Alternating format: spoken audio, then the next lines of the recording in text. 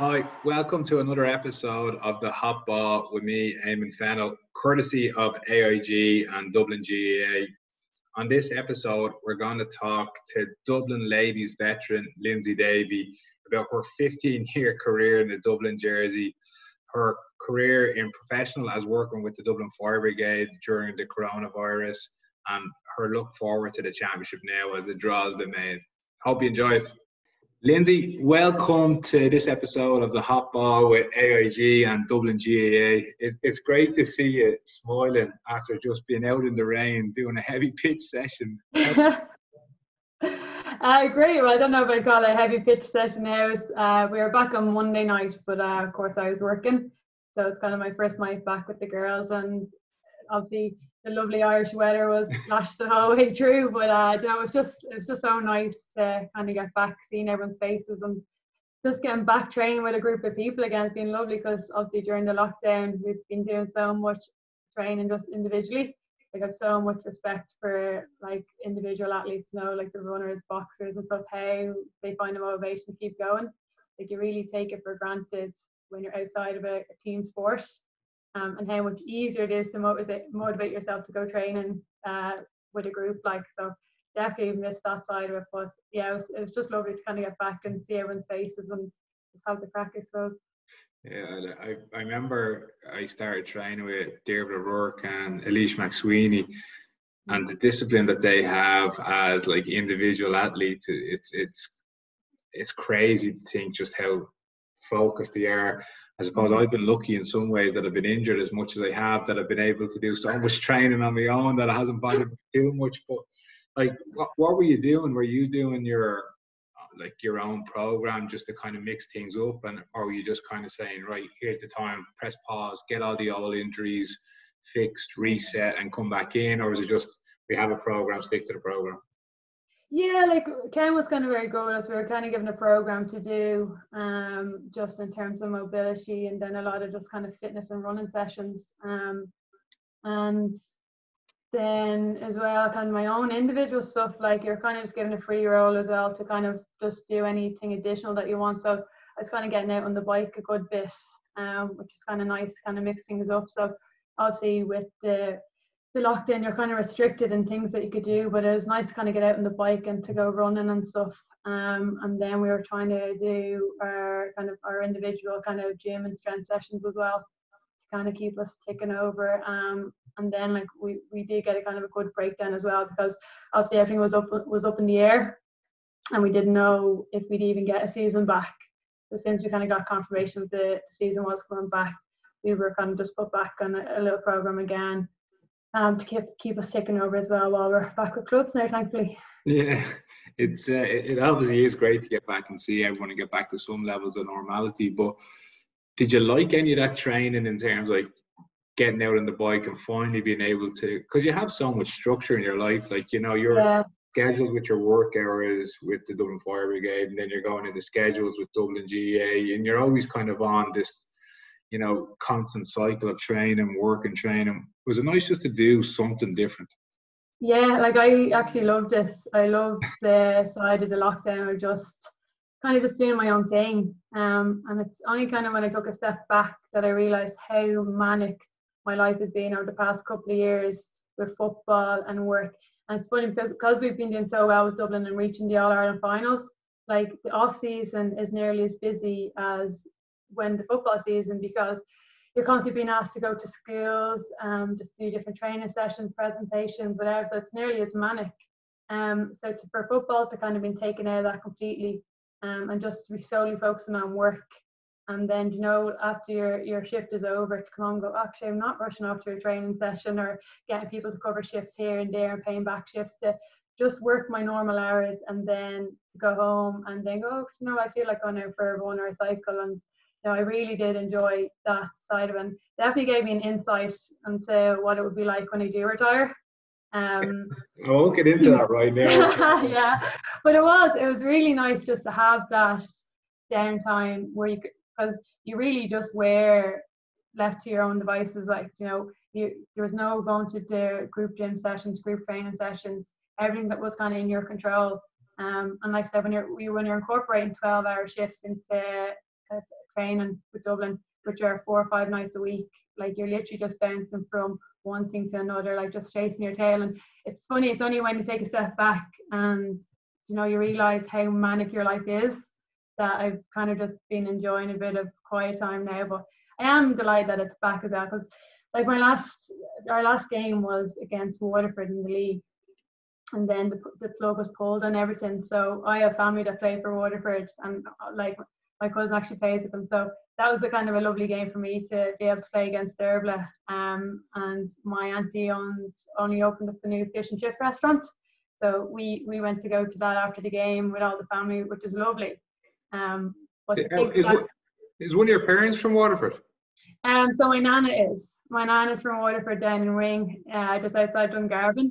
Ah, so, my dad's from Dungarvan. Oh, no way, really? Yeah, from Garvan. It's an unbelievable place. Yeah, so they live out in Ring, area. So all, like, I have a load of aunties and uncles down there, and obviously Derbla plays with the senior team.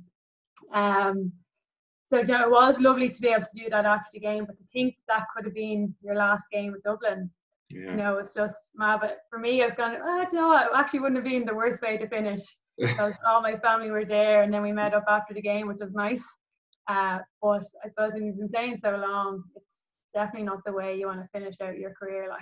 But you've taken up cycling now. Will you go back and do the Greenway after one of the games, or the next? Well, we did a team bonding session, or weekend away down in Dungarvan last year. Mick had bikes hired out for a lot of us, and we did a part. Now we didn't do the whole lot, but we did a bit of it, which was a bit of crack, like.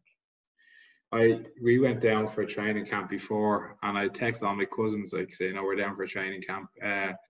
And then inevitably, like, when you get the excuse to go out and have a few drinks, we did, and we went too far with it and ended up in creation and back into house parties and all. So it wasn't the most useful time of a training camp in my eyes, but it's such a good place. Like, I love going down. Yeah, not many people know just about it until you get down there and you see it. It's just a great little town, like. Yeah, I would have spent a lot of my summers when I was younger going down to Ring and stuff. So, like, I obviously knew what a great place it was. But when Mick said that's where we were going, I think a lot of the girls were like, "What? That is so random! Like, how have you picked some Garvan out of everywhere?" But your eyes onto the relatives and delighted, like, going, "Guess where our team bonding session is." So no, it was great, and like in the hotel, I can't remember the name of it, just in the Garvan, like my uncle popped down and stuff. Just for a cup of tea and a chat and all, so it's just lovely to be able to catch up with them. Deadly. That was a great memory to have as the last game. Anyway, thankfully it wasn't the last game. Wouldn't have been the first. And we won as well, so it was an added bonus. They weren't. My auntie now was raging with me. Lovely. I'm sure she was happy that the fish and chips opened just in time for that game, innit? Yeah, no, it's flying now as well. She's doing really well, so it's great. And I'll be back down soon enough for a staycation, so I'll drop in and have a look at it. That's my promise to you. But look, you've talked so much about work, and I think it, from your point of view, and having spoken to Mikey Carton, like, he obviously contracted the coronavirus and really is struggling getting back up in terms of, like, he's still a bit white when it comes to just the sheer amount of, like, energy you have to go through during work, like, and then to do a 5K after that, he was really struggling to get up to fitness. How has it been for you? Because I'm sure there's the physical demands that you go through on a daily basis in work, but now you have I know you have emotional when you're dealing with different things within your job. There's obviously emotional work that gets involved and you have to distance yourself, but now there's more pressure on you. Has that at one stage or two stages throughout this kind of got the better of you, or have you just been able to really work with your team and get all the measures in place? Yeah, like, it's definitely been a crazy time for me and in the job. But like, I actually work in Dublin Airport, so we specialise in aviation emergencies. But obviously since COVID kicked in, the aviation industry has been struck very hard. We would have gone from having like 100,000 passengers a day to only a few hundred. Even the flights dropped dramatically, with obviously most flights coming in then were cargo. And then a lot of flights would have been repatriation, so people trying to get home and stuff. So we kind of see massive changes from that element, just in terms of the volume of traffic and how little people then were coming through. So our calls would have obviously dropped as well, because we've responded a lot to the terminal for different instances, be it fire alarm activations, car fires in the car parks. Our ambulance would be extremely busy. Like, our ambulance would be one of the busiest things in the station. Obviously with COVID, I suppose, then just seeing the impact that it's had on different families, and people getting it done. And then you're worried that if you contract it, that because obviously we're still a frontline service, we still have to turn up for work every day. Now, the crews would have been segregated to try and minimise the risk, but look, like all kind of frontline services, I think a lot of people were struck down with it. So obviously you had that risk of just bringing it home to your family.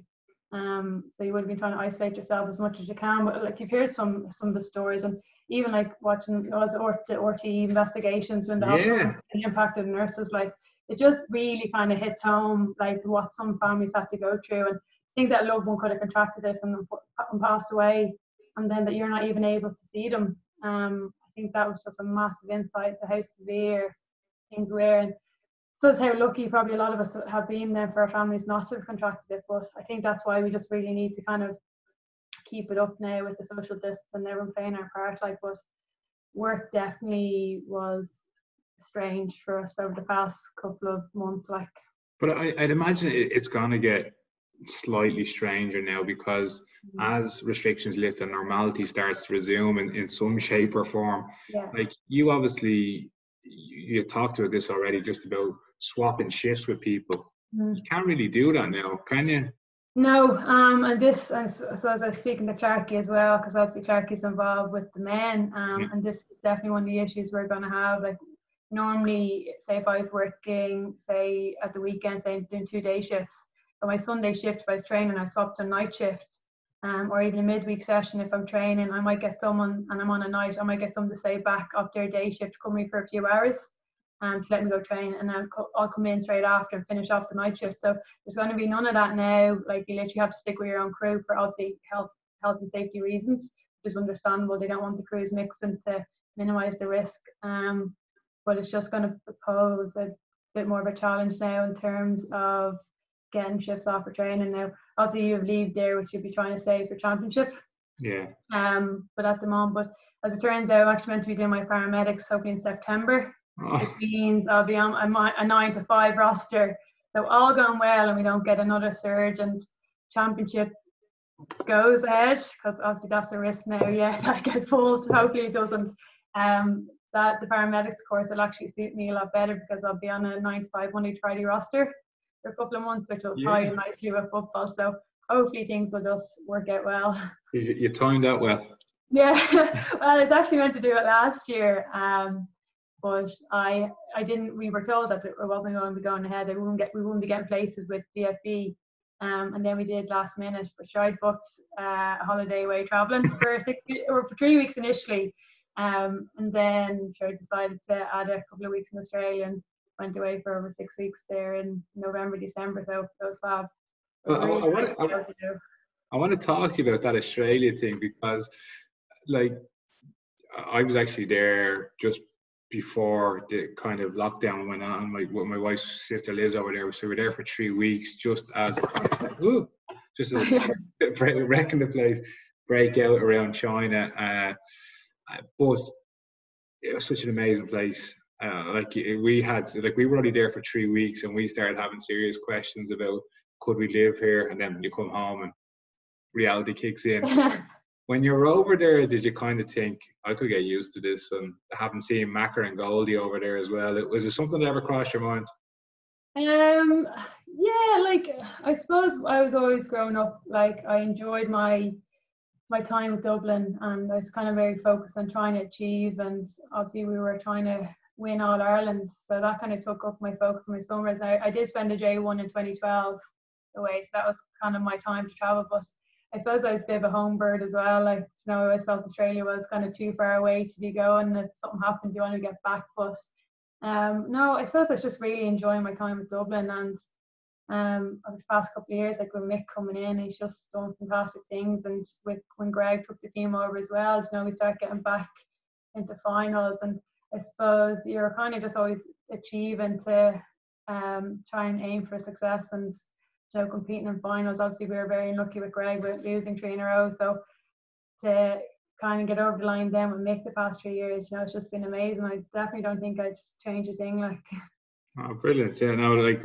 I think from a Dublin point of view, when you start seeing the likes of Goldie and Macker going, you kind of go, all right, we're going to start to be that exodus of players now, you know, just with the allure going down. But it doesn't seem to be the case. And like, it's obviously a great opportunity. And I think there's a lot of people that would like to take it, but, you know. Yeah, I think for me as well, just my career, I suppose, as well. Like, I've been working in the fire brigade now since 2015, kind of when I first joined, and kind of really enjoying that. And then obviously, if I get the all going well in September, the paramedics go ahead, you know, kind of that'll be my focus for the next while, is to kind of get that course done and try and learn as much as I can, because it's obviously it's always been a side I wanted to get into. So I suppose work has probably been a big factor for me as well. Like, I've always wanted to be a firefighter, and something I've worked towards for a long time. Even when I was in college, that was always the main goal. But when I was in college, obviously we were going through a recession at the time, so I was doing a business degree in DCU, and then I went to work in Croke Park for a couple of years in the finance department. But wasn't, like, obviously with the job you love the people, and I suppose that's the only side of it, whereas just 9 to 5 for me wasn't what I wanted. So obviously when I got the job in 2015, you know, it's just, it was amazing. Like, you know, it's my dream job. And then to obviously to be doing well with Dublin as well, and trying to make the voting work, like, No, so and I've just been very fortunate. but you've obviously worked hard to get to where you are as well, and like going through college through the recession and then starting in Croke Park, like the love of the GA seems to have always been with you throughout it, and you know, your focus to become a firefighter has obviously paid off, because you are one now. But you also work with one of my biggest heroes, as Clarkey. What is it like to work with Clarkey, and do you just talk football all day long, and does he give you a bite? No. Clarkey, he's just, no, you don't know football all day long, but he's definitely be a person that, like, I probably want people I get on well the most in work. He's the kind of person that you can go to him with if you have any issue and you want some advice. Clarkey is your go-to man. Like, he's just unbelievable. And even he'd always be watching my matches and stuff, and he's someone that will always be very honest with you. Like, if you go, well, how'd you think about, well, you could have done this better or that, or he'd be like, yeah, you did great. You know, he'd always be kind of going to look for his approval. Yeah. I know you do. And if you're struggling, like, over the past few years, I've had different injuries. And again, I go to him, and we'd be in the gym, because we've obviously a fully kitted gym in our job. So if I'm doing rehab or anything, he'd be the person that you'd go to for guidance. And it's not just me. I know loads of people in the job will be the exact same. If any areas they're struggling, especially with fitness-wise, they wanted some advice on things that they can do differently. Like, Clarkey's your go-to man. Like, he's an absolute gent. Like, he really is. And he's a knowledge. He's just a wealth of information. Like, when it comes to, like I said, from the football perspective, or even doing different drills, mixing things up, like, he's just has so much experience and knowledge. Just, he's unbelievable. Like, I'm very lucky to be working with him on a daily basis. Like, no, absolutely. Like, and I also think his love and his passion for it, you know, like, he loves learning. And it was one of the things that I kind of the energy you feed off him is he just has a passion to learn more and understand more about how the body works, how you can get fitter, how you can get stronger. And I never saw that kind of deviate at all throughout his time with Dublin. In fact, it actually intensified. The more he got involved, the more he wanted to know. And like, there's no better person to talk to about fitness. I still don't think I could beat him in a 5K if I tried, but maybe. He's flying. He's going around doing, like, he'd be doing his runs in the yard. I'm like, oh my God, like, how does he have the energy? I do not know. Like, he's just a machine. The one thing I love about him is he always has the best of gear. You know, like, if he's cycling, it's the best cycle gear. Swimming is, and you, like, I'd be turning up in Dublin shorts or whatever, just the most random stuff I could find, and he'd just be now the pedals, the shoes that he used for cycling, the water bottle, had to fit everything. He's just the level of detail he gets into, like, you know. I got a dead leg with it a few years ago, and it turned out to be a grade 2 tear. And it was just the worst time it could have happened. Like, it's just at the week before the league semi-final. So I ended up missing the league semi-final. And this very important weeks then building up the championship. So I wanted to get my fitness back up as soon as I could. And he gave me one of the altitude masks. Yeah. And only dog you could have that. Like, I was on the bike then, doing spin sessions wearing the mask just to build up your kind of aerobic fitness that way. But yeah, he's just amazing. No, he is. I was actually supposed to be doing a bike row ski with him prior to all this, and then obviously got cancelled. I just wanted to test myself to see where I was against Clarkie O'Sadamoy, but I'm sure he would have beat me anyway. But we'll take it up again. The challenge is still on the table. You've kind of spoken about your career with Dublin, but something I couldn't get over is you've played for Dublin half your life. Since the age of 15, you've been playing for the senior team. That's one ridiculous that for half your life all you've known is Dublin GAA, but also two, your sheer commitment and passion for the game. But you must have seen so much change over that time span. Like 15 years in any sport is crazy, but to play at the top level consistently for that long, it's amazing. You must. What has the transition been like? Between coming in at such a young age and now you're a leader of the team. It was all happened very quickly, I suppose, because at the time I was just involved. I've been involved with the Dublin setup since I was 10 with the under 12s development squad, and kind of worked my way up that. And it's funny because John O'Leary's daughter, I was playing under 16s with the club at the time, and John O'Leary's daughter would have been playing with us, so he would have come to some of our games. And obviously at the time he had just taken over as the manager of the ladies team, so that was back in 2004. So he would have asked me to come on board. Like, at that time I was playing with the under 16s and minor, and then was called up to the senior.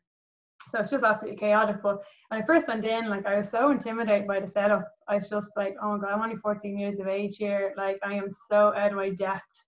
And I remember ringing John, I think it was only a couple of weeks in, and I was like, oh, look, I'm just going to have to step away. I'm so intimidated by it. I think I just need to focus on my under 16s and minors for the moment. So he said, okay, that's fine, because it's really early in the year to say. So he let me do that. And then, because the underage 16s and minor, I think it probably finished maybe early May, June. And then he kind of called me back in and said, look, I want you to come in and give it another go. And I don't know what it was then when I stepped back in. I think some of the older girls were a bit more obviously aware of how young I was, and said, right, we just need to kind of give her a bit more guidance. Like, I remember Martina Farrell came over to me and she's like, oh, welcome back. And I think girls are more mindful of my age and just looking out for me. And I don't know what changed then. I probably just became a bit more confident and started playing a bit better and back myself under the guidance of the kind of older girls. And got my first start then in the quarter final against Donegal then kind of not long after. So yeah, it's just been mad. Like, some of the players that played over the years, it's just been amazing, the friendships that you've made. And then it probably doesn't take too long before you start becoming one of the older players in the group now. But yeah, I suppose because I've had that experience of being the young one in the group, and knowing how intimidating it can, I'm probably definitely more mindful of that with our players. So they come in just trying to help them as best possible, because it can be intimidating. And if things aren't going well for them, go, look, just try and be like, next ball, don't be being too hard on yourself. It takes time to maybe even learn our new systems of play or something, which can be intimidating to kind of younger girls coming in. So I suppose it's definitely just being mindful that players are probably in different headspace, and you don't know what's going on in players' mind, like at home and stuff as well. Like, people can be going through tough situations, and football is their outlet. So it's just probably being more aware of where people are like, and just trying to give them as best a guidance as you can, I suppose.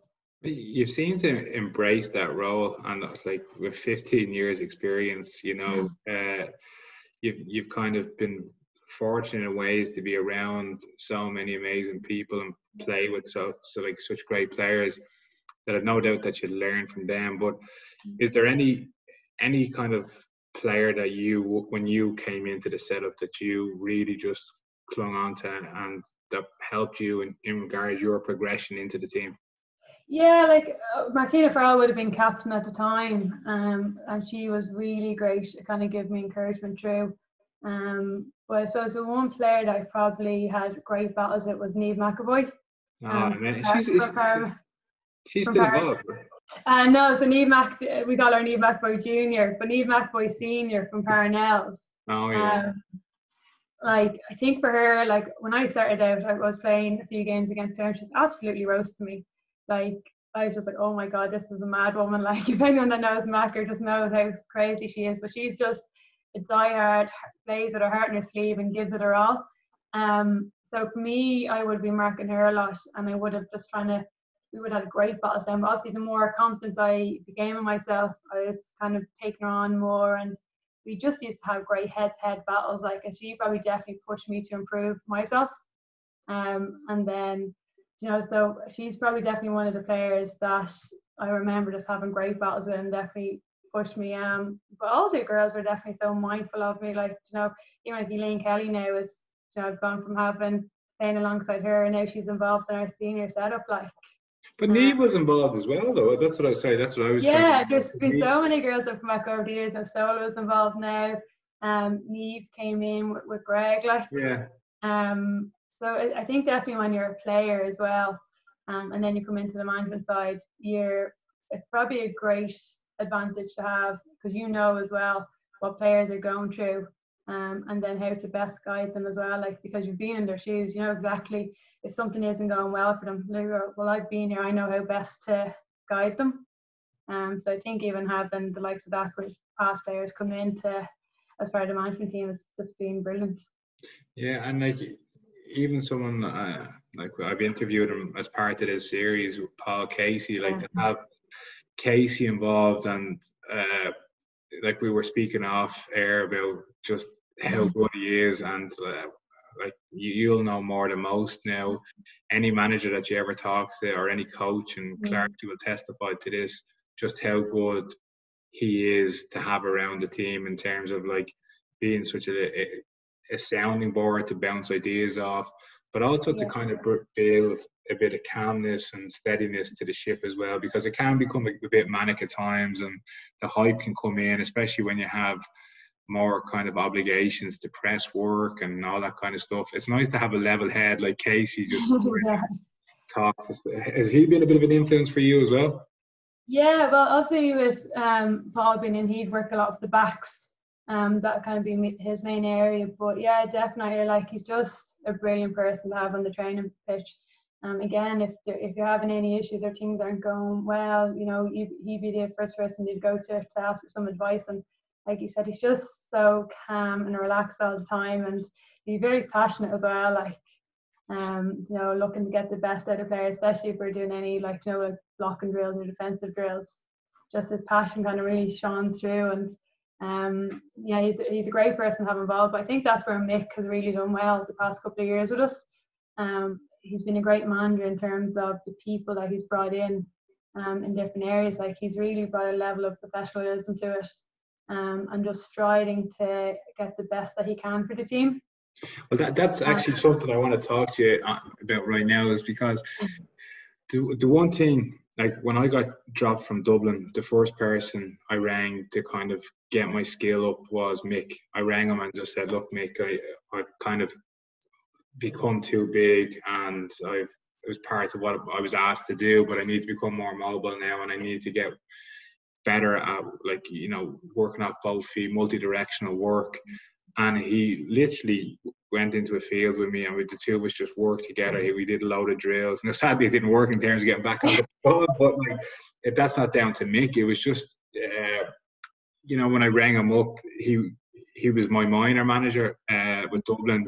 Didn't pick me as a minor manager, and I think he always felt he owed me one back. But he was just amazing. Like, he literally just said we did a good few sessions together. Gave me his time. Didn't like question anything, just really pushed me, but all skill based. And I think that was the one thing that when you talk about just the final hurdle that you were looking for to get over the line. I think it was just that skill-based thing that he's brought to this that has just been amazing. Yeah. Like, in fairness, credit has to be given to Greg as well. Oh, absolutely. In terms of what he did to the place that he brought us to. So he would have secured kind of the first manager kind of secured DCU as our base. And we've done our training and our gym and stuff there with Greg. And like I said, we were just like, we lost 3 All-Ireland finals with a margin of a total of 4 points. Yeah. Do you know what I mean? So the smallest of margins. So there was only something small that needed to be fixed. But when Mick came in, like, he's just changed it around completely. Like, and like I said, he's so bringing it back to basics, just stripped everything back and back to basics. Obviously, you know yourself, loves a lot of the two ball skills, using your right foot and left foot all the time, doing his complex skill drills, and just how he thinks about football, and then how he gets other girls to kind of think about football as well, like what you're doing on the pitch. And like his first year in, like, I think everyone just enjoyed the setup as well, and we're just really embracing it, and he was just letting people go out and play, and look how well we've done under him. Like, but like I said, I think it's the people that he's put in place as well. Like, so we now have a new medical team that we wouldn't have had before. Like, last year was the first time we've had a team doctor on board. He secured the Really, yeah, like, we would have always had our physios, but last year was the first year that we had a team doctor, like, in with us and coming to our training sessions. He secured the Matter Private as a team sponsor. Like, so the Matter Private would have looked after a lot of our care if we had any issues. Katie and Anita could have referred us to the Matter Private and stuff to get looked at as soon as we can, because you know yourself, like, when you're in championships, it's a small time frame. If you're injured, you really need to be on the ball getting things sorted quickly when you're trying to get back to play. And then he's like even bringing in like corporate sponsorships and stuff, so you know, we can go off, and if we need to do team weekend or team bonding weekend, that's there. Or even something simple as getting fed every single training session. He's always had, like, we've had a gourmet food parlour come in, and we'd have food after every training session, which is something we wouldn't have had before. Now, Greg, we had at most sessions as well. It's something he'd offer, but I think Nick has just taken it to the next level. Like, and it just is, well, like, he's, like I said, he's kind of a manager that you go to an issue, and even if it's non-football related, he will do absolutely anything he can to make sure that you're getting sorted and that you're in a good headspace for when you're on that pitch, so that you're getting the best out of you. Like, and like I said, a lot of that's just the people that he's brought around as well. Like, Ken would obviously be looking after our strength and conditioning. Paul's in looking after the defence. Like, Elaine would be in with the forwards, and Elaine's the psychologist as well.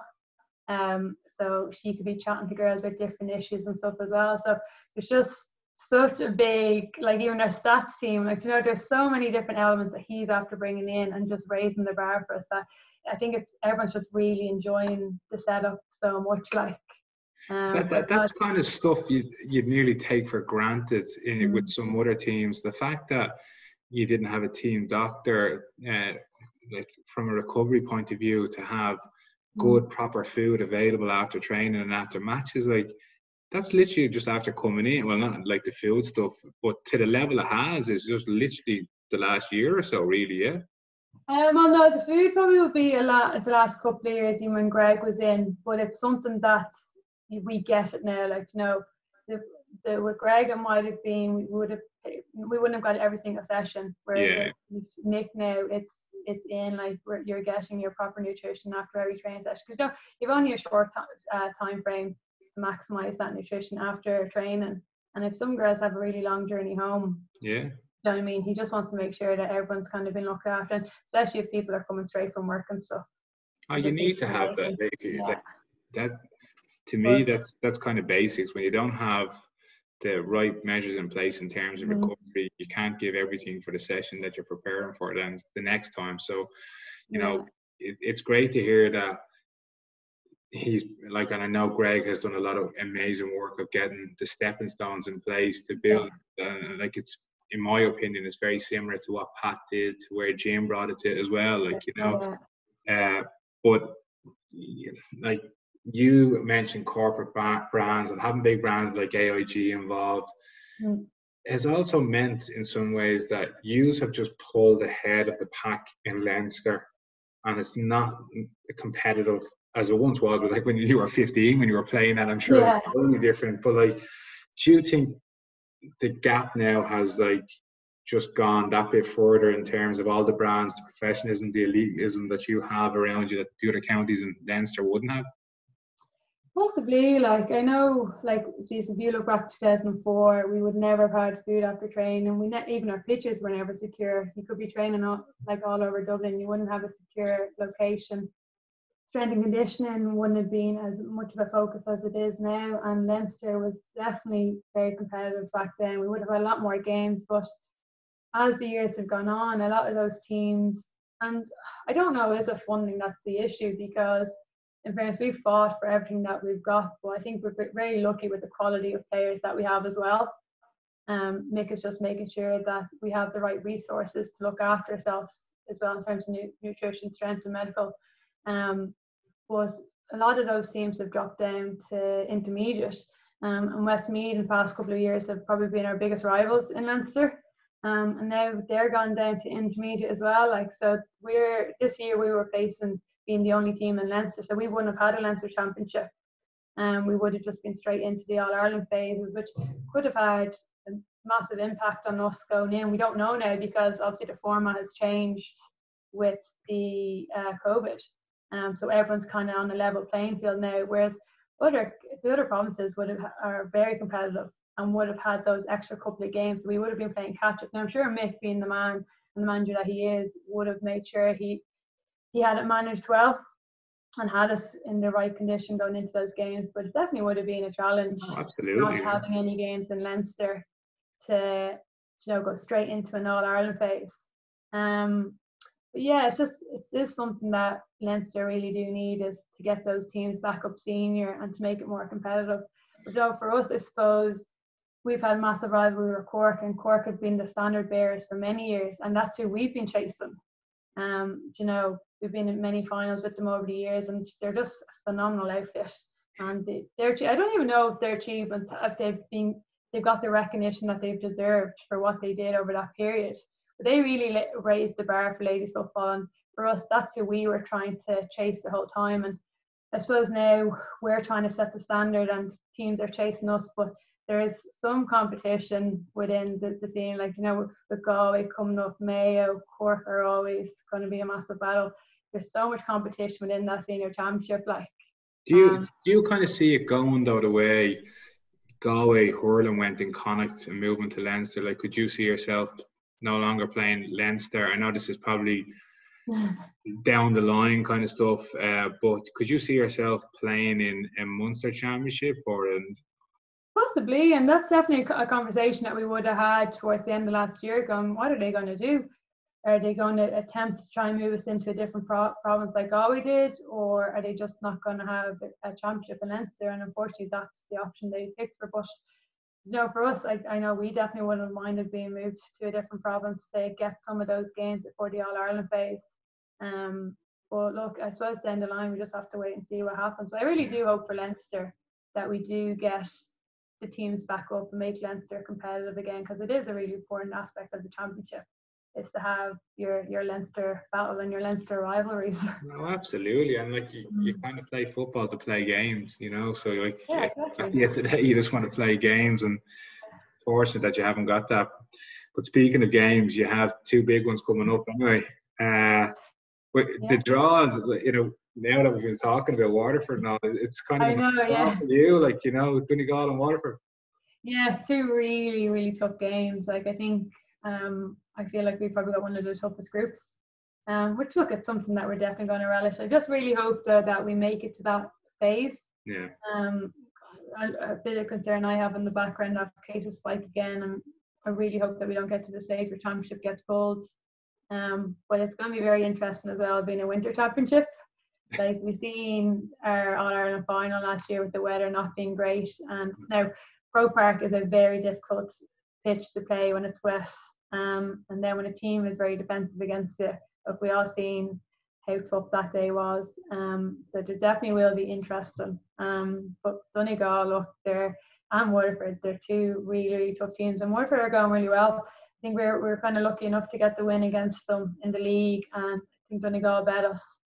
They were really fine that day. So 2 really tough challenges ahead of us. But look, there's something that we're going to relish going into. Like I said, everyone's been wanting to play these games for a long time and wanted some sort of a championship. So I think when we get there, there's going to be great excitement. And look, just fingers crossed.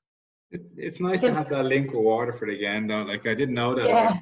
So just hopefully that's not my last game against Waterford.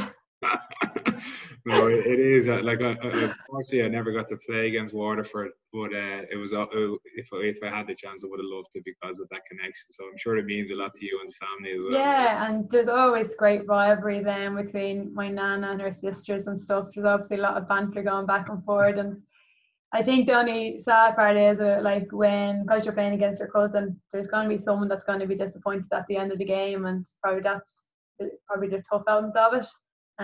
But so look, I've been playing for Dublin for a long time, and only now we're kind of getting to the stage where we're playing matches against each other. But it's lovely having that kind of family rivalry and the bragging rights after with my nana and my sisters, guys. I'll be looking forward to that game now with a bit more optimism about what's going on. But to kind of wrap this up, I have 2 questions. If you bear with me for the last 2. The second last question is your favourite moment in the Dublin jersey over your 15-year career. Favourite moment, I think, probably most recently, like the 3 in a row. Obviously, every All-Ireland final is probably special for its own reasons. But I think getting over the line with the 3 in a row, okay, it wasn't the greatest of games. We all know that, but for me, I got player of the match.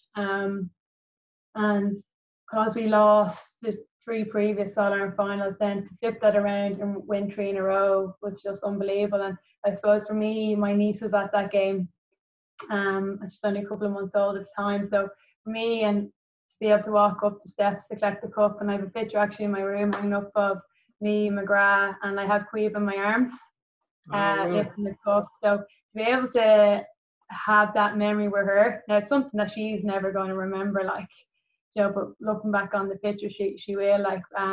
I just think having that kind of special moment with her and getting to lift the cup with her, and McGrath would be one of my best friends as well on the team, who we played together as well. She would have been, I think she would have started back in 2003. So to just have that memory, I think was just very special. To get the 3 in a row was just a massive achievement for us. I actually have fond memories of that day, and what you spoke about there, going up the steps and having that picture to always look back on. My daughter was 6 months, and you pointed out that it was a horrible day to go to the game. Yeah, but the crowd as well, actually, I meant to mention that. The crowd was just amazing. Like over 50,000 people, and you went down to the pitch and nearly all the upper tier was practically full. And for it to be such a miserable day and to still get that attendance, it was very special for a player to have that on the pitch as well, seeing so many people coming out to support you. And to have people stay all day as well, because we only got there because my daughter was so young, and we just wanted to get her in for the game, and she didn't know what was going on obviously at 6 months, but we have the most amazing picture of her in her little Dublin jersey and the occasion. So it was extra special for us as well, and thank you for giving us that moment, because it was such a bad day, but it made it kind of bittersweet in the way that you obviously got to win and played as well. We have some great pictures of the day as well. So it was a special moment. Your favorite player, this is always a tough one now, but your favorite player that you've ever played with, and why? With Dublin. Yeah. Oh God, so many. You have to answer it. Come on. I'm playing with Dublin over 15 years, so there's been so many players over the year. Probably currently, and obviously not being biased because she's probably one of my best friends, but probably Siobhan McGrath, because she's just all heart, and even if things aren't going well for trying to get back from injury and stuff, she's all Dublin, and she just plays with her heart in her sleeve, and she'll just give it socks. She'll drag you through a game. And obviously last year she would have got the Players Player of the Year. But I've seen her over the years, and she's fantastic. And I suppose as well, like you have to mention, there's so many players like Sinead Ahern as well, like another player that was just, you know, has saved us on so many occasions. And Sinead as well, because I think she's just been a fantastic captain the past couple of years, leading the team to kind of 3 in a row. But as well, just her performance on the pitch, like, you know, so she's just extremely skillful. You can't pick everyone now. You can't start. No, I'll stick. Can I stick with 2? I'll stick with Sinead and McGrath. Okay. Just because they're 2 completely different players, but they bring what they bring to the setup, like, is just unbelievable. Like. Yeah, well, look, I'll let you off the hook for picking 2, but I suppose from our point of view as Dublin fans, you know, you've talked about 15. I still can't get over 15 years. Like, you know, it's crazy to think. And I know moments like this in COVID-19, it gives you time to look back and reflect and press pause and think about where you are and how you got there. So I'm sure when you look back at them moments against Waterford and having that 2004 coming in and seeing things and experience the whole different setup to what it is now, it's been amazing, your evolution within the Dublin setup and how it has evolved into the setup it is now today with 3 in a row. So look, thank you for taking the time. You know, it's been great to catch up, and especially on such a bad day, and you're just like coming in from training, and I'm making you stay late in the laptop. So I apologise about that. But thanks very much for having me on. Yeah. Well, look, cheers. Past memories. It's nice to relive them, right? Hopefully we'll have a few more to come. Yeah, well, look, exactly. Hopefully we have a few more in the championship goes ahead. So, Lindsay, look, thanks for your time. Thank you. Talk to you soon. All the best. Bye. Thank you.